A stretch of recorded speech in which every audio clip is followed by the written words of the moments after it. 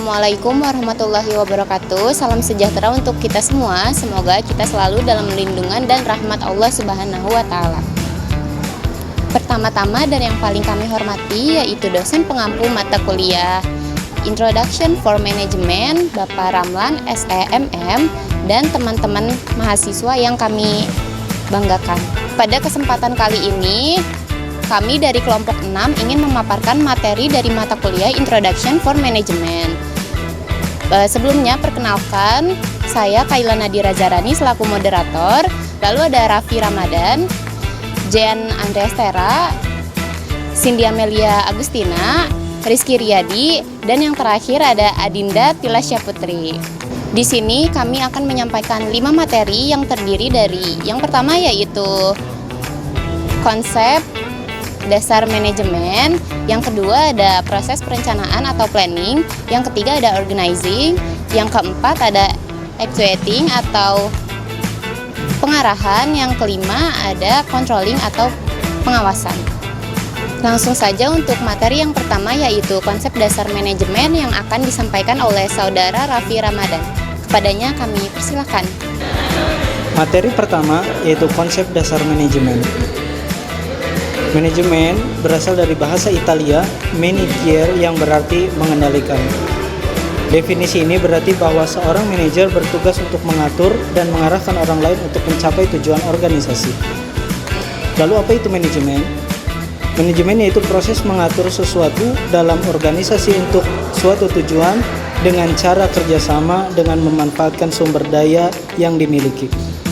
Manajemen adalah seni atau ilmu dalam perancangan pengorganisasian, penyusunan, pengarahan, dan mengendalikan terhadap sumber daya yang ada. Lalu siapa yang membutuhkan manajemen? Yang membutuhkan manajemen yang pertama yaitu perusahaan, bisnis. Yang kedua, tipe organisasi, dan yang ketiga, semua tipe kegiatan. Lalu, mengapa manajemen dibutuhkan? Manajemen dibutuhkan yaitu untuk mencapai tujuan organisasi. Yang kedua, menjaga keseimbangan di antara tujuan-tujuan yang bertentangan. Dan yang ketiga, untuk mencapai efisiensi dan efektivitas. Apa yang disebut efisiensi dalam manajemen? Efisiensi adalah kemampuan untuk menyelesaikan suatu pekerjaan dengan benar. Lalu ada input dari manajemen, yaitu ada tenaga kerja, bahan baku, uang, dan mesin dan waktu. Lalu output dari manajemen yaitu hasil, produktivitas, dan performance atau kualitas. Yang dapat mewujudkan efisiensi, yang pertama, manajer yang mengeluarkan lebih besar daripada input yang digunakan. Dan yang kedua, yang dapat meminimumkan biaya. Yang ketiga, dapat memaksimalkan output dari input yang terbatas. Efektivitas. Menurut Peter Drucker, efektivitas melakukan pekerjaan yang benar, efisiensi melakukan pekerjaan dengan benar. Manajemen sebagai ilmu terus berkembang untuk menentukan keputusan. Sebagai seni mampu merencanakan komunikasi dan hal yang menyangkut kemanusiaan. Klasifikasi menjadi 2, yaitu yang pertama menjadi 3, yaitu tinggi atau top manager yaitu direktur, dan menengah middle manager yang fungsional, dan yang ketiga bawah atau longer manager. Lalu ada manajer umum yaitu general manager atau direktur, dan yang kedua ada manajer fungsional. Sekian dari saya, terima kasih. Lalu untuk materi yang kedua yaitu proses perencanaan atau planning yang akan disampaikan oleh saudari Cindy Amelia Agustina. Kepadanya kami persilakan. Materi selanjutnya yaitu planning atau proses perencanaan. Planning adalah pemilihan sekumpulan kegiatan dan pemutusan selanjutnya apa yang harus dilakukan, bagaimana, dan oleh siapa. Ada 4 tahap planning atau proses perencanaan. Yang pertama, menetapkan tujuan atau serangkaian tujuan dimulai dengan keputusan tentang keinginan dan kebutuhan organisasi atau kelompok kerja. Yang kedua ada merumuskan keadaan saat ini membutuhkan informasi tentang keuangan dan data statistik yang diperoleh melalui komunikasi. Lalu yang ketiga ada mengidentifikasikan segala hambatan dan kemudahan. Yang keempat, mengembangkan rencana atau serangkaian kegiatan untuk pencapaian.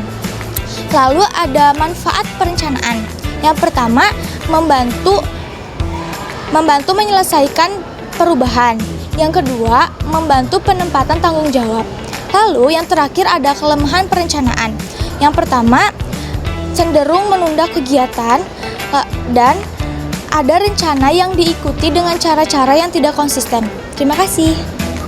Materi yang ketiga yaitu organizing yang akan disampaikan oleh Kayla Nadira Zarani. Selanjutnya yaitu organizing atau pengorganisasian. Setelah perencanaan, maka berikutnya adalah pengorganisasian, yaitu mengatur sumber daya untuk mencapai suatu tujuan. Dalam tahap ini, manajer membagi tugas, membentuk struktur, dan mengalokasikan kegiatan. Pengorganisasian juga menciptakan kerangka yang lebih efisien untuk bekerja, serta untuk memastikan bahwa semua orang tahu peran dan tanggung jawabnya masing-masing. Dalam pengorganisasian ini ada hal-hal yang perlu diperhatikan seorang manajer untuk melakukan pengorganisasian.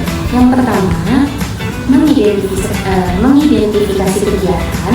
Yang kedua, mengelompokkan kegiatan. Dan yang ketiga, mengklasifikasikan otoritas. Dalam pengorganisasian juga ada yang namanya wewenang dan delegasi. Wewenang adalah hak untuk mengatur sesuatu atau mengatur orang lain. Lalu ada delegasi. Delegasi merupakan pelimpahan dari wewenang dan tanggung jawab formal kepada orang lain untuk melaksanakan suatu kegiatan. Materi yang keempat yaitu actuating atau pengarahan yang akan disampaikan oleh saudara Jean Andreas Tera.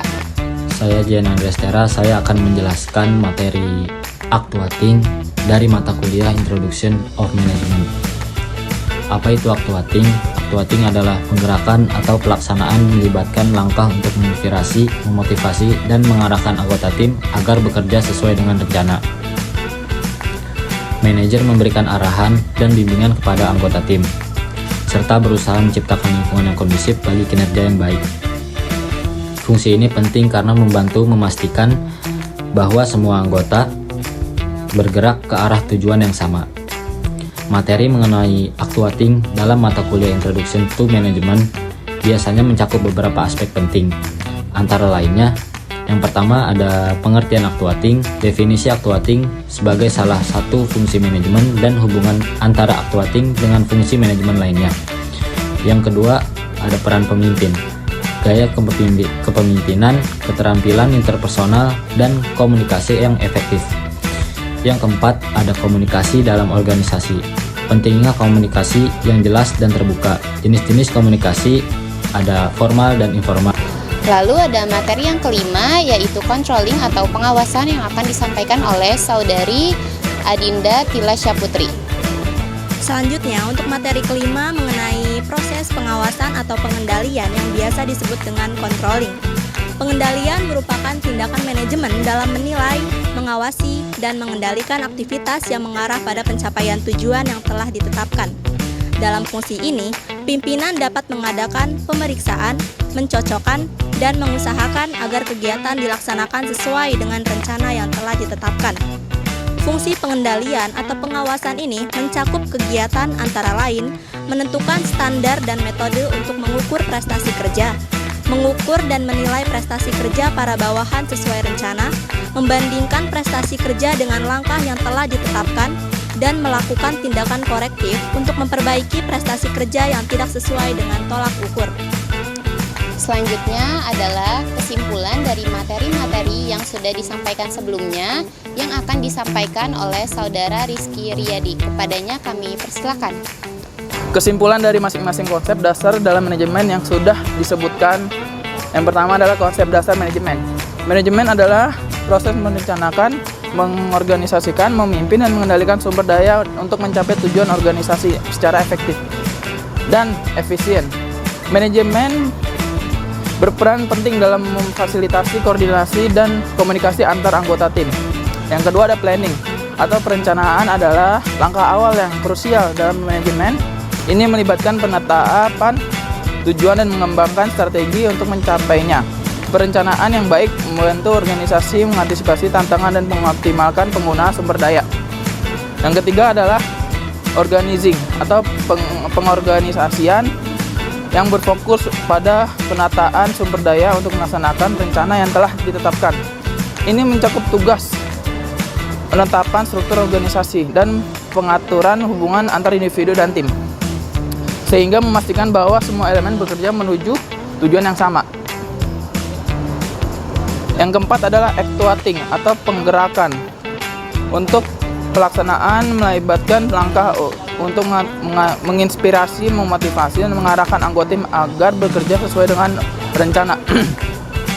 Manajer memberikan arahan dan bimbingan kepada anggota tim serta berusaha menciptakan lingkungan yang kondusif bagi kinerja yang baik. Fungsi ini penting bahwa membantu memastikan bahwa semua anggota tim bergerak ke arah tujuan yang sama. Yang kelima adalah controlling atau pengendalian. Pengendalian adalah fungsi akhir dalam manajemen, di mana kinerja dievaluasi untuk memastikan bahwa tujuan organisasi tercapai sesuai dengan rencana. Dalam tahap ini, manajer mengukur kinerja aktual terhadap standar yang telah ditetapkan, mengidentifikasi, menyimpan, dan melakukan tindakan korektif jika diperlukan. Fungsi ini sangat memastikan bahwa organisasi tetap berjalan di jalur yang benar.